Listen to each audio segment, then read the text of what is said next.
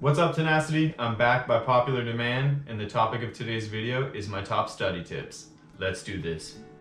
Okay, so tip number one is to find a good work environment. Your brain is programmed to associate certain environments with certain behaviors. That's why when you're in your bed, you're more likely to get tired, and we want to do the same for studying. So find an area in your house, maybe it's your bedroom if you have to, and you always do your studying there, and you'll be on your way to getting productive work done. Tip number two is called the Pomodoro method, otherwise known as interval studying. And the idea is to break up your studying into chunks, partially so that you know when to really focus, and also partially to give yourself a reward. So originally it's 25 minutes on of working, and then maybe a 5 or 10 minute break, and then 25 minutes on of working, 5 or 10 minute break, whatever you designate for yourself, and to just continue doing that for as long as you can. I've personally noticed that this technique really works well for me, because eventually after working for 20-30 minutes I find myself wanting to check social media or go text my friends, and this is a built-in excuse to do it and still feel productive. Tip number three is to use memorization strategies. The first one that I really like to use is note cards. I'm sure everyone's tried this before, but I find it really effective. These can be note cards that you're literally writing down, or you can use a website like Quizlet to use note cards, and I find that note cards help in almost any subject. You just have to find a way to work it into the content that you're learning. And then my second memorization strategy is called mnemonic devices, and I find that these are really helpful when I just don't have enough time to really master the material. Maybe I have a test the next day, and I also had a game that night, and I need to find a trick to remember the info. And a mnemonic device is a way to make the recall a little easier and a little quicker.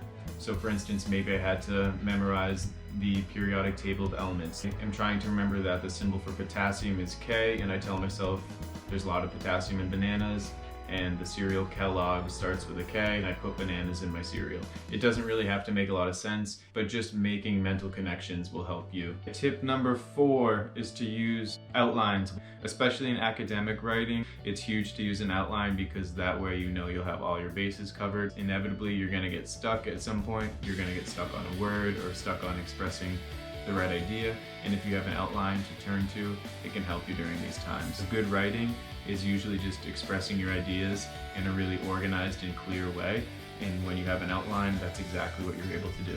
Tip number five is exercise. And by exercise, I don't mean run on a treadmill while you're reading a book. I mean find a time in your day to exercise, even if it's as little as 20 minutes, because it's been proven through research that when you exercise, it clears your mind and you're in a better position to focus and learn when you end up studying. Tip number six is to-do lists and schedules. First, to-do lists will help because everyone gets assignments in multiple subjects, and when you have a to-do list, you can make sure that you won't forget any assignment. Even if you think one is a little bit more important than the other, the to-do list will make sure that you tackle them all. And second, schedules are important, because when you look at that to-do list, there might be a few that you are more excited for than others, and if you make a schedule, you can pinpoint the block of time when you're going to tackle those really annoying or really challenging problems or tasks that you otherwise might just not get to. And my last tip is to use the help that's offered to you. That could be staying after school and getting some extra help from a teacher. That could be using a Tenacity advisor to help you reread a paper, or it could be maybe getting some help from your friend. And I'm saying all this because once you get older and go to college, getting that extra help is expected of you. And I know that now that we're in high school, there's this idea that if you get extra help, it means that you're struggling, or it means you aren't able to learn the material at the right pace. That's totally wrong. It means that we aren't using all the resources available, but we gotta use those. So stay after, get some help, use that help. Those are my tips. Get to studying.